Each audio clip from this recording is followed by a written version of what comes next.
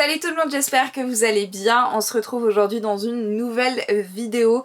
Je préfère prévenir d'avance, ma fenêtre est ouverte parce que j'ai chaud. Donc s'il y a du bruit, désolée, mais j'ai chaud. Aujourd'hui on se retrouve pour parler d'un livre. On va donc faire une nouvelle revue littéraire d'un livre ésotérique. Et ce livre, vous l'avez choisi, que ce soit sur Instagram ou sur YouTube. Du coup, vous avez choisi celui-ci, donc Itinéraire païen d'Alaric Albertson. Donc c'est de ce livre que je vais vous parler aujourd'hui. Comme d'habitude, j'ai fait ma petite fiche de lecture pour annoter un petit peu ce dont je vais vous parler aujourd'hui. Donc c'est parti. Petite entrée en matière avant tout. Ce livre, si vous n'en avez pas du tout entendu parler, il est sorti en 2021 et en fait, comme son nom l'indique, Itinéraire païen, il va vous parler en fait de paganisme. Le sous-titre, c'est la pratique spirituelle au jour le jour. Donc en fait, ce livre va venir vous aider normalement, d'après ce qui est promis, à créer votre pratique spirituelle en réalité dans la vie de tous les jours. Voilà, on y reviendra plus en détail quand je parlerai du livre. J'ai beaucoup entendu parler du livre quand il est sorti, c'est pareil, il a fait énormément de bruit, et moi j'ai pas succombé à la vague en fait du oh là là il me le faut absolument. Surtout qu'en fait, à partir du moment où il a commencé à faire du bruit, bah c'était pas du bon bruit. En fait, j'ai entendu énormément de critiques sur ce livre.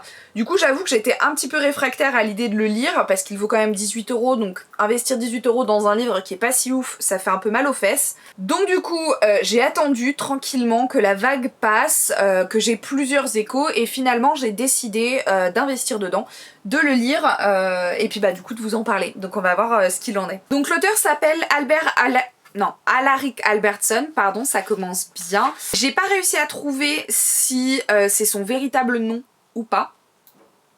Voilà. En tout cas, sur internet, il est dépeint comme un éditorialiste. Je trouve que c'est important.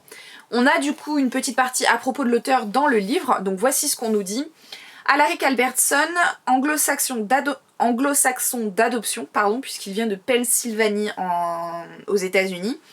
Et l'un des membres fondateurs de Arendelle Earth, il a occupé le poste de vice-président dans les années 1990 et fait partie du conseil d'administration de la Heartland Spiritual Alliance. Voilà. Il est actuellement membre de l'organisation druidique ADF. Je ne me permettrai pas de lire le nom parce que je ne sais pas lire le gaélique. Et occupe le poste de vice-chef anglo-saxon des membres de la famille germanique de l'ADF. Pareil, je ne lirai pas le... Voilà. Albertson s'est tourné vers le polythéisme pour la première fois à l'été 1971. À cette époque, il eut l'occasion de s'entretenir avec des habitants des zones rurales des monts Ozarks pour en apprendre plus sur les traditions liées à la lune, à la météorologie et sur les croyances populaires qui étaient fortement influencées par les traditions spirituelles. Au cours des 4 dernières décennies, la pratique spirituelle personnelle d'Albertson est devenue une synthèse de la tradition anglo-saxonne, du folklore rural, des études sur les plantes et du savoir-faire runique. Voilà ce qui est dit dans le livre. J'ai regardé un petit peu sur internet, c'est la même chose qu'on retrouve sur d'autres sites internet, donc il n'y a pas forcément plus d'informations que ça. On va donc venir parler du livre. Donc déjà, je trouve la couverture très jolie personnellement, je trouve que ça fait un bel écho avec le titre. Au niveau de la 4e de couverture, on a une sorte de petit résumé avec plusieurs points établis pour nous faire comprendre ce qu'on va du coup découvrir dans ce livre. On nous dit que cet ouvrage nous offre le privilège de nous glisser dans la peau d'un véritable païen. Pas seulement en période de pleine lune ou pendant les vacances, mais chaque jour, tel un mode de vie que l'on adopte avec sérénité et conviction. À travers de judicieux conseils pour intégrer une spiritualité centrée sur la nature dans tous les aspects de la vie, Itinéraire païen vous montre comment. Développer une pratique païenne pertinente à travers 7 étapes simples. Élaborer un calendrier sacré adapté à vos croyances et à votre environnement. Sacraliser vos activités quotidiennes avec des rituels simples, rapides et inspirants. Vous connecter à la terre en produisant une partie de votre propre nourriture, même si vous vivez en appartement. Exprimer la spiritualité païenne à travers une variété de projets artisanaux, bougies, miroirs, recettes. Et enfin, créer une relation de travail avec un animal familier. Peu importe qui vous êtes, peu importe où vous vivez, Itinéraire païen est un guide inspirant pour exprimer votre spiritualité tout au long de l'année. Alors, beaucoup de promesses dans ce synopsis. J'aime beaucoup en fait le fait qu'ils aient détaillé comme ça, qu'ils aient listé, je trouve ça très sympa. Pour avoir lu le livre, du coup, je peux vous dire quand même que c'est un énorme raccourci malgré tout. Vraiment un énorme raccourci. Voilà. Donc comme je vous disais, il est au prix de 18 €. Il a été publié aux éditions Danae, du coup le 14 janvier 2021. Mais en réalité, le livre a été écrit bien avant ça. 10 ans, presque 10 ans avant ça. La première publication du livre date de 2013, donc il n'avait pas encore été traduit, et son véritable nom c'est To Walk a Pagan Path, Practical Spirituality for Everyday. Donc 2013 quand même, donc il y a quand même beaucoup de choses qui se passent quand même entre 2013 et 2021. C'est important dans le reste de la vie, je vous expliquerai du coup pourquoi quand on passera à la vie. Pour ce qui est du coup de la découpe du livre, donc vous avez le sommaire juste ici. Vous allez avoir une introduction, puis vous allez avoir en chapitre 1 les 7 étapes pour une nouvelle façon de vivre, donc les 7 étapes qui nous sont promises dans la 4e de couverture. Le calendrier sacré, pareil on nous en parle dans la 4e de couverture. Chapitre 3, dévotion quotidienne. Chapitre 4, les esprits familiers. Chapitre 5, feuilles et fruits. Chapitre 6, écorces et branches. 7, les oiseaux et les abeilles. 8, cuisiner. 9, artisanat païen. 10, Yule. Il y a un chapitre sur Yule entier. Puis ensuite vous avez un glossaire, une bibliographie et un index. Alors ça, c'est très bien. La découpe, je la trouve très intéressante. Donc voilà pour ce qui est du livre. J'ai oublié de préciser mais il fait 238 pages, donc 18 € pour 238 pages. Franchement, sincèrement, c'est plutôt pas mal. Écoutez, je propose que l'on passe à mon avis. Comme d'habitude, on va commencer par le négatif et on va finir par le positif. J'ai pas mal de choses à dire. Premièrement, en fait, je trouve qu'en fait le livre, comme en fait, comment expliquer ? Le livre est un point de vue de l'auteur, c'est-à-dire qu'il va nous partager effectivement des manières, des outils pour travailler son paganisme au quotidien. Sauf qu'en fait, c'est son point de vue à lui. Dans le sens où en fait, il va nous partager beaucoup de sa pratique en nous parlant notamment moi je fais ça, etc., etc. Du coup, je trouve que en fait, comme lui, il a une pratique axée anglo-saxonne, le livre est très axé anglo-saxon. Il essaye de temps en temps de trouver des équivalents avec d'autres panthéons, d'autres traditions, mais dans l'ensemble il va énormément partager sa pratique, ce que j'ai trouvé dommage, parce que du coup on n'a pas cet aspect neutre qui fait que n'importe qui peut s'y identifier en fait. Et je crois que l'un des points les plus négatifs on va dire du livre, c'est que quand on écoute l'auteur, le païen doit être comme ça et pas autrement. Et d'ailleurs on le voit dans la première phrase de la 4e de couverture. Cet ouvrage vous offre le privilège de vous glisser dans la véritable peau d'un païen. C'est-à-dire qu'en fait, si tu ne fais pas ce qui est donné dans ce livre, moi c'est comme ça que je l'interprète, tu n'es pas un véritable païen. Et je trouve ça dommage. Et c'est là où je vous dis qu'il est important de noter et de spécifier que ce livre a été écrit en 2013. Parce que à l'époque, on pensait tous à peu près comme ça. Que la sorcellerie ça devait être comme ça, que le paganisme c'était comme ça, etc. Qu'il y avait une certaine manière effectivement de vivre la sorcellerie et le paganisme. Aujourd'hui, on est beaucoup... Enfin c'est une impression que j'ai à nouveau, on est beaucoup plus... J'ai envie de dire laxiste, mais c'est même pas laxiste. On est beaucoup plus ouvert, on va dire, à la non-perfection d'une pratique. Puisque dans le livre, en fait, l'auteur va nous dire qu'effectivement, donc il va nous donner ces 7 points, ces 7 étapes. Vous avez se connecter avec un esprit, vous avez créer un espace sacré, jusque-là, moi ça me pose pas de problème, créer un temps sacré. On parle du coup de paganisme, donc on parle de... Le paganisme c'est une religion, on parle pas de sorcellerie ici, donc forcément il faut vous connecter avec un esprit, ça peut être une divinité, ça peut être vos ancêtres, ça peut être ceci. Le fait de créer un espace sacré pour pratiquer c'est encore mieux, un temps sacré pareil ça va de soi, donc jusque-là moi ça me semble correct. Étape 4, sacraliser les activités quotidiennes. Et c'est là où je trouve qu'on part un petit peu dans une dérive de... Il faut faire comme ça et pas autrement. C'est-à-dire qu'en fait, quand on écoute l'auteur, il faut remercier les dieux pour tout et quelque part n'importe quoi. Et moi, personnellement, ça me dérange. Parce que je vois pas les choses de cette manière, en fait. On va nous parler, par exemple, à un moment donné, histoire de vivre sa spiritualité jusqu'au bout tous les jours, par exemple, de bénir le repas. Et si ça convient à certaines personnes, très bien. Moi, personnellement, c'est pas quelque chose qui me convient. Est-ce que pour autant ça veut dire que je suis pas une véritable païenne ? Je vois pas en quoi, en fait. Je ne serais pas une véritable païenne si je ne fais pas ça. En fait, pareil, il va dire qu'il faut absolument faire telle chose. Étape 5, pour lui, c'est observer les usels. Ce qu'il appelle usel, c'est un ancien mot anglais qui signifie sacrifice. Il s'agit simplement d'une offrande plus formelle et généralement donnée à un esprit particulier. Il va comparer ça par exemple aux esbats. Et en fait pour lui, si vous ne célébrez pas les esbats, vous n'êtes pas un véritable païen. Et c'est dommage. Parce que peut-être que tu n'as pas le temps en fait aussi de... Voilà. Et je crois que ce qui m'a le plus dérangé, c'est son étape numéro 7 qui est trouver son groupe. Pour lui, le travail païen se fait en groupe. Il estime que c'est vraiment très important. Et je trouve ça dommage parce qu'il y a des personnes qui ne sont pas à l'aise en société et qui d'ailleurs s'orientent justement vers ce genre de pratiques et de croyances parce qu'ils préfèrent faire leur popote dans leur coin et ils sont pas obligés d'être dans un cadre, par exemple, je vous prends dans les religions monothéistes, dans un cadre comme aller à la messe ou ce genre de choses, ils sont plus à l'aise à vivre leur spiritualité de leur côté. Et en fait, venir entre guillemets les forcer à créer un lien avec un groupe parce que si tu fais pas ça, t'es pas un véritable païen, c'est un peu cruel, je trouve.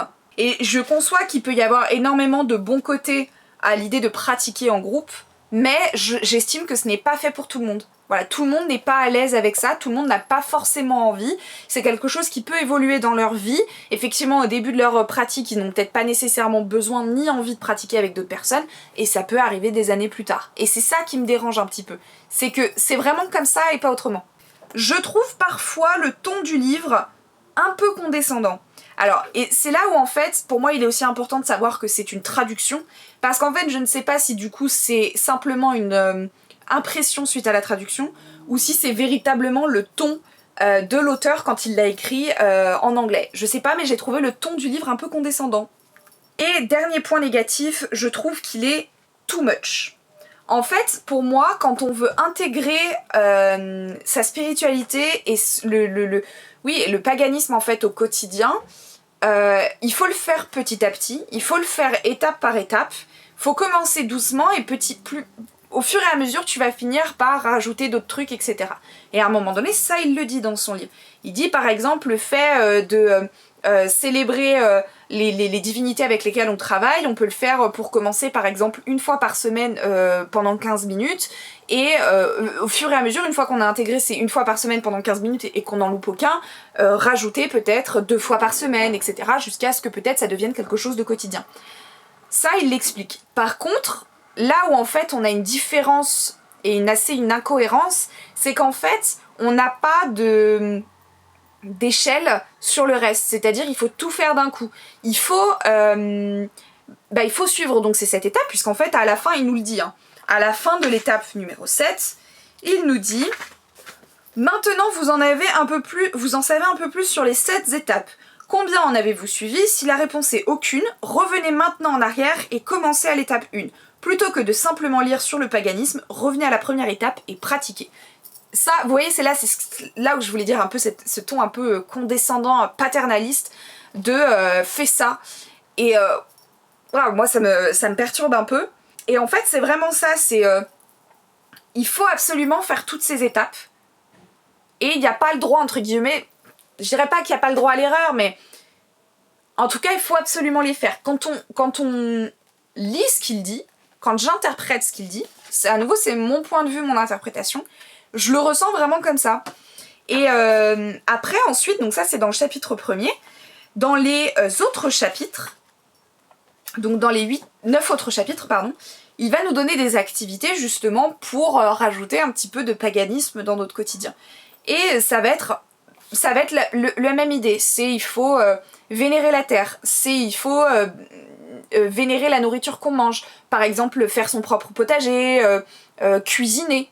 Voilà, si tu ne cuisines pas, tu n'es pas un véritable païen. C'est con, je déteste cuisiner.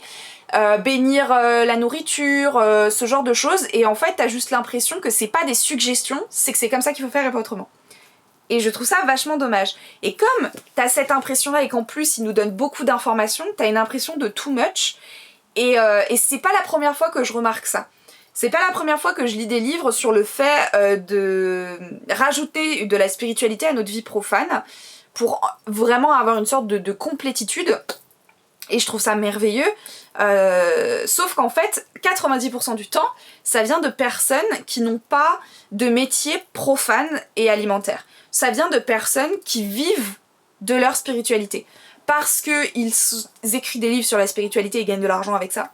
Parce qu'ils font partie d'associations et de ceci, de cela. Donc en fait, parfois, ils font, je sais pas, des conférences ou que sais-je. Parce que tout ça, parce qu'ils font de la vulgarisation sur les réseaux sociaux, etc. Et du coup, forcément, je trouve ça très facile de la part de ces personnes-là quand en fait, leur vie profane est devenue leur vie spirituelle, et inversement. Et qu'en fait, véritablement, la seule chose profane qu'il y a dans leur vie, c'est peut-être leur relation, qu'elle soit amicale, amoureuse, familiale, avec des gens qui ne sont pas spirituels. C'est peut-être le seul point de vue à ce moment-là qui est profane. Mais ils n'ont pas de métier où ils doivent se lever tous les jours, etc. Et où en fait, parce que ça il en parle, il dit oui, on le fait tous, on se lève tous les jours, bah juste par exemple faire une petite prière le matin quand on boit son café, ah c'est trop facile, mais moi si je me lève tous les jours à 6h du matin pour aller bosser, qu'il faut que je sorte mon chien avant et que mon café je le bois pour me réveiller, crois-moi que je vais pas penser à faire une prière, la seule chose que je vais me dire c'est putain faut que je me réveille. Et je sais que c'est pas facile, que ça prend du temps, etc. Mais en fait t'as cette... C'est là où je retrouve à nouveau cet aspect un peu condescendant, comme si en fait il était dissocié de la vie profane des gens, finalement, en réalité. Et j'ai cet aspect-là, et c'est pas la première fois que je vois ça dans les livres qui te promeut de vouloir en fait associer ta vie profane et ta vie spirituelle. Et c'est très bien, ça part d'une bonne intention, mais je trouve ça maladroit quand ça vient de personnes qui du coup effectivement n'ont pas... forcément de vie profane. Donc ça c'était mes points de vue négatifs sur le livre. On va passer au point de vue positif parce qu'il y a quand même des choses importantes à dire positives dans le livre que j'ai beaucoup aimé. Premièrement, je trouve qu'il est bien découpé. Le fait d'avoir chapitré de cette manière le livre, d'aborder différents sujets à chaque fois, et en plus de ça d'y ajouter des activités, etc. Il est très bien découpé à ce sujet-là. J'ai trouvé que les informations étaient très intéressantes. Moi j'ai appris pas mal de choses dans l'ensemble. Ça fait partie de ces genres de livres qui sont pas non plus hyper indigestes, parce que ça se lit bien, etc. Il y a beaucoup d'informations certes, mais ça se lit bien. Mais par contre ça fait partie de ce genre de livre qui nécessite plusieurs lectures pour assimiler véritablement les informations et ensuite derrière les mettre en pratique. C'est pas un livre qui est uniquement théorique, et ça c'est bien parce que dans beaucoup de livres justement qui veulent t'aider à ajouter de la spiritualité dans ta vie profane, tu as beaucoup de théories, pardon, on te dit beaucoup ce qu'il faut faire, mais on te donne pas d'exemple. Et là en l'occurrence c'est très bien foutu parce que pour le coup il va nous donner beaucoup de rituels, beaucoup d'idées de recettes, avec de l'encens, etc., des petites prières, etc. Franchement là-dessus il est très bien fait. Et la partie que j'ai le plus préférée, c'est le chapitre 2, donc le chapitre sur le calendrier sacré. C'est un point de vue que j'ai de plus en plus en ce moment, une chose que j'essaye d'améliorer justement dans ma pratique, parce que c'est pas la première fois que j'entends ça. Le calendrier sacré des païens qu'on connaît aujourd'hui avec les 8 grands sabbats, donc vous avez Samhain, Yule, Imbolc, Beltane, vous avez Ostara, Beltane, pardon, j'ai une bêtise, Ostara, Beltane, vous avez Lita, vous avez Lugnazad, vous avez Mabon, et puis etc., etc. Ce sont des noms qui ont été introduits par la Wicca. Voilà, parce que les Wiccans célèbrent ces fêtes païennes-ci avec ces noms-ci. Chaque fête païenne, chaque nom de fête païenne a une origine véritable en réalité de différentes traditions. Par exemple, Beltane et Samhain sont des festivals de feu celtes d'été et d'hiver. Celtes. Yule et Lita, par contre, sont des festivals anglo-saxons. Anglo-saxons, pardon, j'ai bugué. Lugnazad est purement celtique irlandais, puisqu'en fait, il commémore le dieu Lugh et sa mère adoptive. C'est l'origine même en fait du nom Lughnasadh. Ostara fait en fait référence à la déesse Éostre, qui est une déesse anglo-saxonne. Donc en fait, quand on regarde véritablement, le calendrier païen tel qu'on le connaît aujourd'hui a donc été introduit par la Wicca et en fait contient pas mal de noms païens de traditions différentes.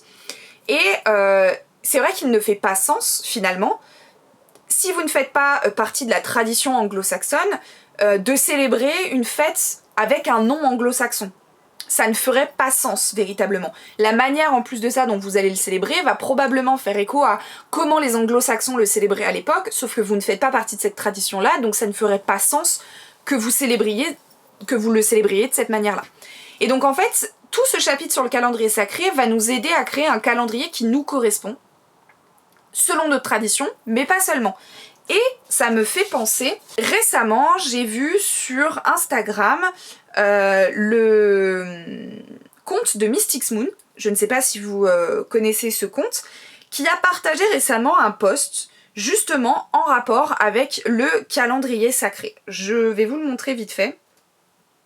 Je sais pas si vous allez y voir quelque chose. Ça, merde, j'ai glissé. Ça, c'est le post qu'elle nous partage. J'essaierai de vous faire un screen pour vous montrer. Mais là où elle explique, c'est qu'en fait, effectivement, parfois les noms de certaines célébrations sont reliés à des traditions qui ne sont pas forcément la vôtre. Donc en fait, elle propose de changer des noms du cercle, en fait, de la roue de l'année, finalement, pour que tout le monde s'y retrouve. En gros, un truc basique de chez basique, qui conviendra même par exemple aux sorciers qui veulent célébrer les 8 sabbats, les 8 grandes fêtes païennes, mais qui ne font pas partie de traditions spécifiques. Elle appelle ça la roue de l'année païenne pour tout le monde. Et personnellement, j'ai enregistré ce post parce que je le trouve très intéressant et je trouve ça bien de le partager parce qu'effectivement, pour des personnes qui débutent, ça vous permet en fait de partir sur une base neutre. Et ensuite, derrière, dans votre processus de travail initiatique sur votre spiritualité, si vous vous rapprochez plus d'une tradition, vous pourrez utiliser les noms des traditions. Et ça, j'ai trouvé ça hyper intéressant, tout le chapitre sur le calendrier sacré, justement pour créer son propre calendrier. Voilà. Voilà ce qu'il en est de ce livre, voilà ce que j'en ai pensé. Dans l'ensemble, en fait, je l'ai trouvé quand même malgré tout décevant. Pourquoi ? Parce qu'en fait, on en a fait tout un pataquès de ce livre. On en a énormément parlé. Oh là là, c'est trop bien. Venez, on crée notre propre itinéraire païen. Venez, on crée notre propre... Enfin, c'est pas notre propre, mais on adapte vraiment notre vie profane à notre vie spirituelle. C'est trop bien. Et en fait, effectivement, il va nous aider là-dessus. Mais dans l'ensemble, je l'ai trouvé décevant parce que... c'est beaucoup de choses que je savais déjà. Que voilà, il faut vénérer la terre. On m'a pas apporté plus de réponses que ça. Et à part peut-être le côté calendrier sacré, etc. Et même si les aspects activités et rituels sont très intéressantes, bah ouais, je l'ai trouvé décevant parce que je m'attendais à plus et au final, non. Alors pourtant, il répond aux promesses, on va dire, du livre, même si la 4e de couverture fait un énorme raccourci de ce qu'on peut trouver hein, dans le livre. Bah malgré tout, j'ai été déçue. Et j'ai beaucoup échangé avec des personnes quand du coup j'ai fait le sondage pour savoir quel livre je faisais en fait pour la prochaine revue littéraire. J'ai échangé avec pas mal de personnes par rapport à ce livre. Et justement, bah, y a beaucoup de personnes qui ont eu un peu cette réaction où il semblait super bien et en fait au final ils ont été déçus parce que c'est beaucoup de fais comme ci et pas comme ça, il faut vénérer les dieux et leur dire merci pour tout, etc. Et c'est un peu sectaire déjà premièrement et surtout très dommage parce que du coup ben ça ne s'adapte pas forcément à tout le monde en fait.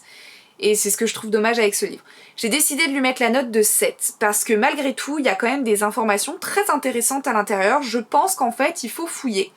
Il faut chercher, je pense qu'il est pour ça important justement de faire plusieurs relectures du livre et de prendre ce qu'il y a à prendre et de pas faire attention au ton, d'aller un peu au-delà et voilà, de mettre un peu des œillères sur certaines choses Mais ça reste quand même un bon livre que je vais personnellement garder dans ma bibliothèque parce que je trouve que quand même il est bien foutu, il y a des choses intéressantes, des choses que je vais probablement utiliser dans ma propre pratique, mais c'est vrai qu'il y a 2-3 points négatifs qui entachent un peu le truc. Mais 7 sur 10 ça reste quand même une très bonne note, on va pas se mentir.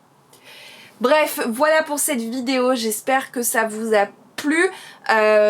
Du coup, forcément la prochaine revue ésotérique, ce sera le livre de Kerry Dwen, puisque je vous avais demandé de choisir entre Itinéraire païen et Kerry Dwen, et c'est Itinéraire païen qui avait gagné, donc la prochaine lecture ésotérique ce sera Kerry Dwen. J'ai très hâte de le dévorer ce livre personnellement. En attendant, je vous fais plein de bisous, je vous dis à la semaine prochaine dans une nouvelle vidéo, et prenez soin de vous, c'est très important.